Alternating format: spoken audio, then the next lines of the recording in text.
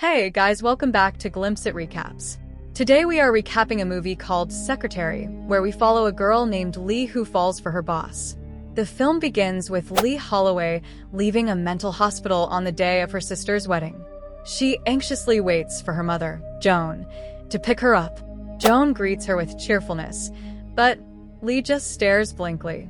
At the wedding, Lee watches her sister kiss her new husband and applauds politely. Peter, an old friend, asks if she's happy to be home. She nods but admits she's unsure when he asks again. During the wedding reception, Lee's father, Bert, greets her with a beer in his hand. Lee thought he had quit drinking, but he ignores her concern. Clearly intoxicated, he continues drinking. Lee soon retreats to her room, where she finds her old belongings. She takes out a doll and seems about to cut herself, but stops when she sees her sister and her husband driving away in a luxury car. That night, Lee overhears her parents arguing about various issues, including Bert's job. She watches as her father pushes Joan to the ground before storming out. Later, in her room, Lee pours boiling water into a kettle and burns her thigh with it, finding a strange comfort in the pain. The next day, Lee attends a typing class, showcasing her excellent typing skills. Afterward, her mother picks her up, and on the way home, Lee recalls a past incident where Joan carefully hid knives, explaining it was for safety. Back at home, Lee goes outside to throw away trash and finds her old sewing needle and thread bag in the garbage. She also picks up a newspaper page with job ads. Lee reviews the job listings and practices interview lines. The next day, she goes to an address from the newspaper. Upon entering, she notices a woman leaving the office in tears, leaving a mess behind. Undeterred, Lee proceeds to meet Mr. Gray, the boss. He's looking at a photo of a blonde woman when Lee arrives. After some brief introductions, he asks Lee some odd questions, like whether she's pregnant and if she lives in an apartment. As they continue the interview, Mr. Gray shows her a beautiful garden outside his window, impressing Lee. She hands him her typing results, but he seems distracted. He asks her to make coffee, and she goes to the pantry, accidentally spilling water on herself while refilling the cooler. Returning with the coffee, Mr. Gray comments on the job's potential monotony and suggests Lee try to relax, but she admits she doesn't know how. Before she leaves, he advises her to use less sugar in the coffee next time. Outside, Lee excitedly tells her mother she got the job. At home, she practices for her first day while soaking in the bathtub. Lee's first day involves various tasks, running errands, organizing paperwork, and managing different responsibilities. She often peeks into Mr. Gray's office, watching him tend to the garden. One day, she enters his office to deliver some donuts and finds him discarding some notes. She volunteers to search for them in the trash. Mr. Gray watches her intently as she retrieves the file, only for him to say he already found a copy. He then assigns her more tasks. Lee struggles to set a mousetrap under Mr. Gray's watchful eyes. He checks her work and they exchange a silent, intense gaze. When the phone rings, she answers, only to be dismissed by Mr. Gray, who's now looking at a wound on her arm. Embarrassed, Lee packs up to leave.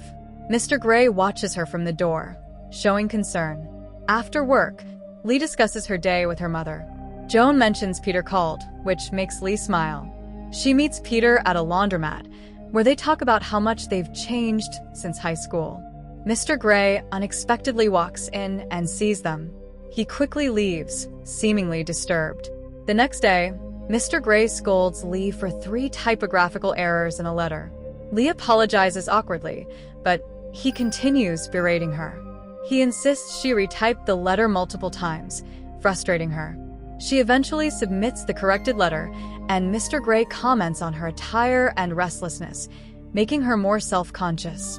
Later, Mr. Gray calls her into his office to pick up the phone, although it's not ringing. He mimics the sound and instructs her on how to speak more confidently. Their conversation shifts to her relationship with Peter, and she laughs it off when asked if they've slept together. Mr. Gray then asks about her wound and the sewing tool she carries, surprising her. He offers her hot chocolate and questions why she hurts herself. Lee admits she doesn't know. Mr. Gray suggests she walks home to clear her mind, indicating he understands her pain. Lee takes his advice and starts walking home, realizing she has feelings for Mr. Gray. The next day, Mr. Gray berates her again for spelling mistakes, making her sniffle. He calls her into his office and instructs her to read a letter while bending over his desk. As she reads, he suddenly spanks her. Shocked, she stops, but he orders her to continue. Despite the oddity, Lee seems to enjoy the experience. Afterward, she returns to her desk and hands the corrected letter to Mr. Gray. He praises her work, making her laugh. At home, Lee tells her mother they can now remove the lock on the cabinet. The next morning, she throws her old belongings into the river, symbolically letting go of her past. At work, Mr. Gray gives her various tasks and she eagerly follows his orders. That night, as she prepares for bed, she touches herself, thinking about Mr. Gray. The next day, Lee intentionally makes a mistake in a letter, hoping Mr. Gray will notice. When he ignores her, she feels disappointed. At Peter's house, she tours with his parents, but her mind is on Mr. Gray. Later, Mr. Gray instructs her to pick up a ringing phone, which is not ringing, and critiquing her confidence again. Lee admits to dating Peter, but dismisses the idea of them sleeping together. He inquires about her wound and sewing tools, indicating he understands her.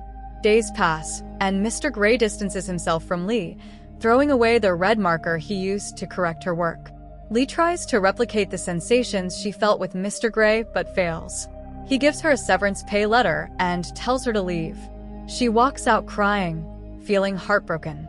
Lee continues pretending to go to work, watching Mr. Gray's office from across the street. She notices he has hired a new secretary. Frustrated, she tries to move on but finds herself unable to. She later attempts other relationships to find fulfillment, but is unsatisfied. Peter proposes and she agrees, feeling like she has no other choice. While trying on a wedding dress, Lee removes the veil and rushes to Mr. Gray's office, confessing her love.